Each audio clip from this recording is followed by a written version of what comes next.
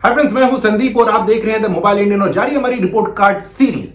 आज की इस रिपोर्ट कार्ड सीरीज में हमको बताने वाले हैं 15 से लेके 30,000 के बीच में किस ब्रांड ने कितने फोन लॉन्च किए और साथ ही साथ इस पर्टिकुलर सेगमेंट में कौन से थे बेस्ट फोन्स।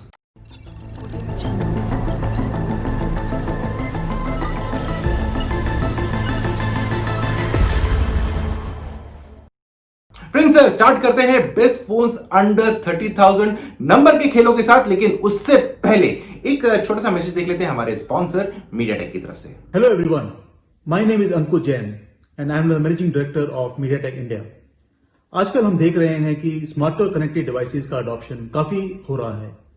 5G जो एक नेक्स्ट जनरेशन टेक्नोलॉजी है, वो इस स्मार्टर लिविंग के ट्रेंड को और तेजी से आगे बढ़ाएगा। 2021 में रिच IoT, आर्टिफिशियल इंटेलिजेंस और 5G के पावरफुल कॉम्बिनेशन का हमारे लाइफस्टाइल पर एक इनक्रेडिबल और इंटरेस्टिंग इम्पैक्ट होगा। मुझे काफी एक्साइटमेंट है कि 5G और बाकी अनेक नई टेक्नोलॉजीज की वजह से हम एक नेक्स्ट लेवल ऑफ डिस्ट्रप्शंस और इनोवेशंस का दौर देखेंगे across all sphere of life, जैसे remote working, gaming, health care, manufacturing, video, data etcetera. MediaTek के 5G चिपसेट्स इंडिया के डिजिटल ट्रांसफॉर्मेशन के लिए एक कैटलिस्ट का रोल प्ले करेंगे। हमें खुशी है कि हम इंडिया के इस डिजिटल रेवोल्यूशन जर्नी का एक इंपॉर्टेंट हिस्सा हैं। Thank you. फ्रेंड्स, अगर नंबर की ओर निगाहें डालें तो 2020 में 15 से 30,000 के बीच में भारत में 66 फोन्स लॉन्च हुए थे। वहीं अगर 2019 की बात कर लें तो 2019 में 70 फोन मार्केट में लॉन्च हुए थे। अब बात कर लेते हैं 2019 के टॉप 3 ब्रांड्स कौन से थे। सबसे पहले नंबर पे था वीवो, जिसने लिए थे 14 फोन लॉन्च, और दूसरे नंबर पे था रियलमी। एक्चुअली वो दूसरे नंबर पे नहीं है, वो ज्वाइंट विनर है वीवो के साथ, उसने भी 14 फोन मार्केट में लॉन्च किए थे। और तीसरे नंबर पे था ओप्पो, जिन लोगों ने लॉन्च किए थे 11 फोन। अब बात कर लेते हैं 2020 की। 2020 में नंबर 1 पोजीशन पे था सैमसंग, जिसने लॉन्च किए 15 फोन, यानी कि 23% फोन जो मार्केट में लॉन्च हुए थे 15 से 30,000 के बीच में, वो सैमसंग ब्रांडेड फोन थे। उसके बाद था Xiaomi, जिन लोगों ने लॉन्च किए 12, और उसके साथ जॉइंट विनर था Realme, उन लोगों ने भी लॉन्च किए थे 12 फोन मार्केट में। सो फ्रेंड्स, आपने देख लिया कि हमारे 15 से 30,000 में आपको क्या क्या गतिविधि दिखी 2020 में, किस ब्रांड ने कितने सारे फोन लॉन्च किए। और अब बारी आपको बताने की, इन जो भी हमने आपको लिस्ट दिखाई, इसमें से बेस्ट 3 स्मार्टफोन्स कौन से थे। लेकिन उसकी तरफ बढ़ने से पहले एक छोटा सा मैसेज देख लेते हैं हमारे स्पॉन्सर इंडस ओएस की तरफ से। भारत का अपना ऐप स्टोर इंडस ऐप बाजार समझता है भारत की जरूरतों को। हमारे 7 साल के अनुभव का उपयोग करके हम आपके उपभोक्ताओं तक पहुंचाएंगे उनकी जरूरतों के अनुसार विभिन्न प्रकार के अनेक ऐप्स। आपके मोबाइल डिवाइस के जरिए दीजिए अपने उपभोक्ताओं को एक पर्सनलाइज अनुभव और खोलिए रेवेन्यू के नए द्वार। तो जुड़िए हमारे साथ भारत की इस डिजिटल यात्रा में और बनाइए भारत को सही मायनों में आत्मनिर्भर। सो फ्रेंड्स, अब बात कर लेते हैं बेस्ट डिवाइसेस 15 से 30,000 के बीच में कौन सी थी, और इसमें मेरा साथ देंगे निमिष दुबे और नंद गोपाल राजन। निमिष, आपको क्या लगता है इस साल 15 से 30,000 का जो सेगमेंट है, जहां पर एक्चुअली बहुत ज्यादा गर्मा गर्मी दिख रही थी, आपकी सबसे बेस्ट डिवाइस कौन सी थी? संदीप, जैसा आपने कहा, इस सेगमेंट में काफी गर्मा गर्मी थी और काफी डिवाइसेस लॉन्च हुए। Xiaomi के थे, Realme के थे, Redmi के थे, Redmi तो Xiaomi का ही है, Poco के थे। लेकिन मुझे अगर कोई एक स्टैंड आउट डिवाइस पिक करनी है, वन प्लस तो खैर नॉट था ही था, लेकिन एक डिवाइस पिक आउट करनी है तो मैं सैमसंग का गैलेक्सी M51 पिक करूंगा।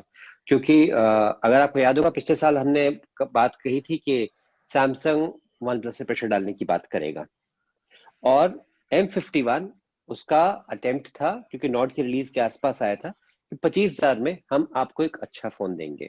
खास बात इसमें थी, क्वालकॉम प्रोसेसर के साथ गए, 7,000 mAh की बहुत बड़ी बैटरी, बहुत स्लिम फ्रेम में डाला, एमोलेड हाई क्वालिटी डिस्प्ले दिया, कैमरे अच्छे दिए, और कैमरे में वही सॉफ्टवेयर दिया जो उन्होंने अपने S20 जो सीरीज में फ्लैगशिप सीरीज है, उस लेवल का आपने सॉफ्टवेयर दिया। तो आपका डिस्प्ले अच्छा था, आपकी बैटरी अच्छी थी, आपका सॉफ्टवेयर अच्छा था, और खैर सैमसंग की ब्रांड लायबिलिटी थी, सब 25,000 में। जी हाँ, अगर आपकी बजट थोड़ी इससे कम थी तो आप गैलेक्सी M31 के बारे में भी सोच सकते थे, जिसमें थोड़ा छोटी बैटरी थी, एक्सिनोस प्रोसेसर था और एक दो और छोटी मोटी चीजें थी। लेकिन अगर 30 से कम के बजट थी और आप चाहे थे अच्छा ब्रांड है, अच्छी परफॉर्मेंस हर डिपार्टमेंट में, फोन में वीकनेस थी ही नहीं, कुछ लोग कह सकते हैं कि हाँ प्रोसेसर थोड़ा सा पुराना है, लेकिन अगर आप एकदम सॉलिड फोन चाहते थे 30,000 से कम में मेरा वोट जाएगा सैमसंग गैलेक्सी M51 को। राइट। और नंदू, आपका वोट किस फोन के लिए जाएगा? अ, अगर कोई मेरे से पूछे इस साल कि मतलब कौन सा फोन उस रेंज में खरीदना है, तो मैं तो क्लियरली वन प्लस नॉर्ड के फेवर में हूँ। बहुत ही अच्छा फोन है क्योंकि सारे बॉक्सेस टिक करता है। उस प्राइस पॉइंट में आपको जो भी चाहिए वो सब कुछ है। अच्छा प्रोसेसर है और ऊपर से 5G है। तो मतलब आप देखोगे तो वन प्लस के डिवाइसेस हैं जो 2-3 साल लोग यूज करते हैं यूजुअली। तो अगर अभी जो बात चल रहा है उस हिसाब से हो सकता है कि 5-6 महीने में इंडिया में 5G आना शुरू हो जाए। तो 5G केपेबल डिवाइस है, तो फ्यूचर प्रूफ भी आप कर रहे हो, तो इसलिए मुझे वो फोन काफी अच्छा लगा। कैमरा अच्छा है, ओवरऑल एक वन प्लस का एक फील गुड फैक्टर है, वो है उस फोन में। बिल्कुल बिल्कुल। और अगर देखा जाए कि मेरी तरफ से कौन सी डिवाइस आएगी, तो मुझे ऐसा लगता है कि इस साल जो इस रेंज में एक और काफी अच्छी डिवाइस थी वो थी pixel 4a, Google pixel 4a। और डिवाइस क्यों अच्छी थी, मुझे इसलिए अच्छी थी, एक तो गूगल की मिठास उसमें कूट कूट के भरी थी, यानी कि गूगल का सॉफ्टवेयर, क्लीन यूआई, जो गूगल से एक्सपेक्टेड है। लेकिन उसके अलावा जो उनका कैमरा था मुझे काफी अच्छा लगा, क्योंकि जो कैमरा में वो कंटिन्यूटी जो थी वो इस फोन में भी दिख रही थी। हमेशा गूगल से एक्सपेक्ट किया जाता है कि उनके जो कैमरा होंगे दमदार होंगे, और इस वाले फोन में भी ऐसी कोई कमी नजर नहीं आई। बस थोड़ी सी एक कमी थी कि फोन रेगुलरली मिल नहीं रहे थे लोगों को। अभी भी बहुत सारे लोग शिकायत कर रहे हैं कि पिक्सल अवेलेबल नहीं हो रहा, ये कमी थी। लेकिन ओवरऑल फोन काफी अच्छा लगा था। अगर इसके अलावा नंदू निमिष बात करें कि कौन सी और डिवाइसेस हो सकती हैं जिन्हें हम कंसोलेशन प्राइस दे सकते हैं, या जिनमें दम था लेकिन थोड़े से फीके लग रहे थे बाकियों के सामने, निमिष आप कौन सी डिवाइस सजेस्ट करेंगे? देखिए मैं रियलमी का X3 सुपर जूम था, जो काफी हाई जूम ले आया था और काफी बहुत ही अच्छा कैमरा लेके आया था 30,000 से कम पे। हाँ, डिस्प्ले पे थोड़ी सी मार खा गया था, वहां प्रॉब्लम हुई थी। उसके अलावा मैं पोको X2 और X3 दोनों का के बारे में कहना चाहूंगा। X2 तो 15,000 के आसपास आया था, लेकिन X3 20,000 के आसपास आया था और काफी अच्छी परफॉर्मेंस की थी। बड़ी बैटरी आई थी, बड़ा स्टीरियो साउंड आया था।